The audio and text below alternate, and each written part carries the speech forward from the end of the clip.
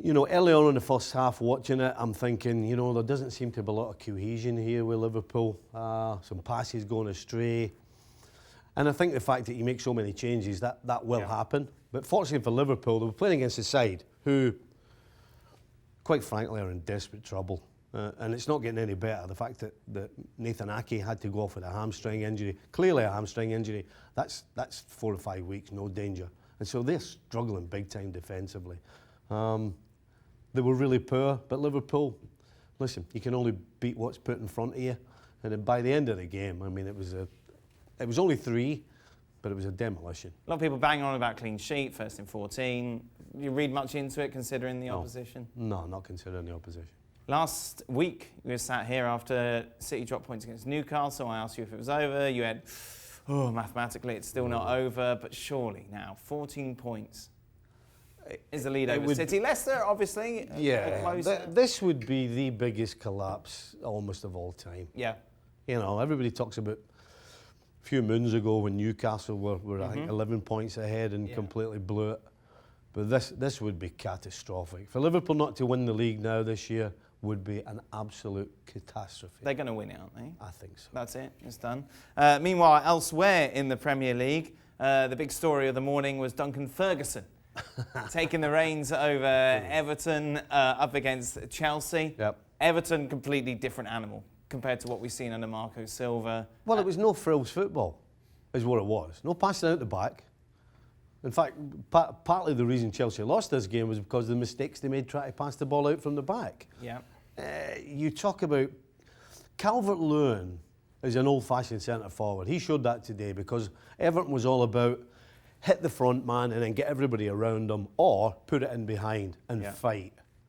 Calvert-Lewin, I'll tell you what, he was heavyweight champion today. He absolutely out-muscled everything that Chelsea threw at him defensively. And as I said, no frills football. Chelsea had a couple of opportunities first half they could have done better with, overplayed a little bit.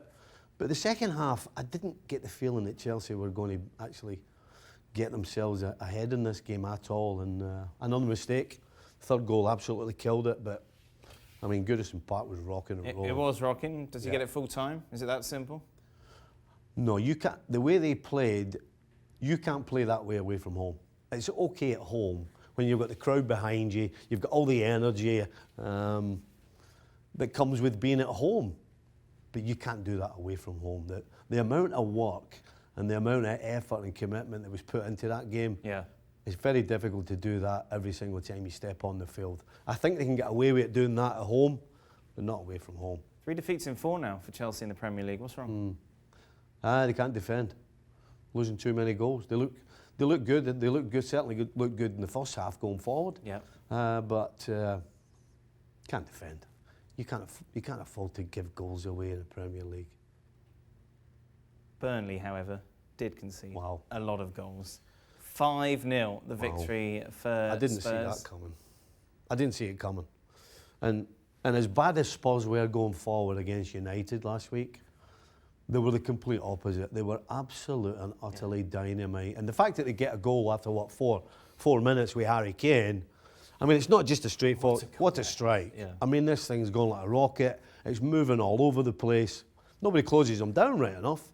But what a way to start the game. And then they just fed off of that. And Heung-min Song's goal from... How good is the goal and how bad is the defending? I've seen 2 different sides to this.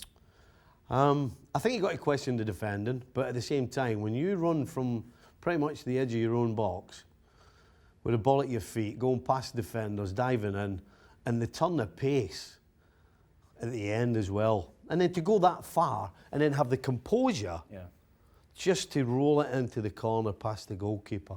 I mean, so far, that has to be goal of the season. That's goal of the season. That's going to take some beating, though, isn't it? Because, as you say, to keep that pace up for all that time and then to have the finish... How many times do you see people get to the edge of the box and just kind of they collapse. The goalkeeper? They run it, they either lose their composure or they run out of steam or whatever. But even watching the replays of it, you're on the edge of your seat. You want them to do it again. So, fantastic. Can Spurs keep this up? Like, what's the real Spurs? Who are the real Spurs? I don't really know yet. I think I think if he can sort something out defensively, then yes, they can keep continuing to do it. But I'm not convinced about them defensively. I'm really not. But again, if you win games by outscoring your opposition, yep. I mean, let's be honest, Liverpool's kind of been doing that for a long time this season. They've just been outscoring because they've been losing goals. But I think Spurs, in order for them to get in the top 4, they're going to have to either sign somebody in the January window defensively, right, to really make a big difference.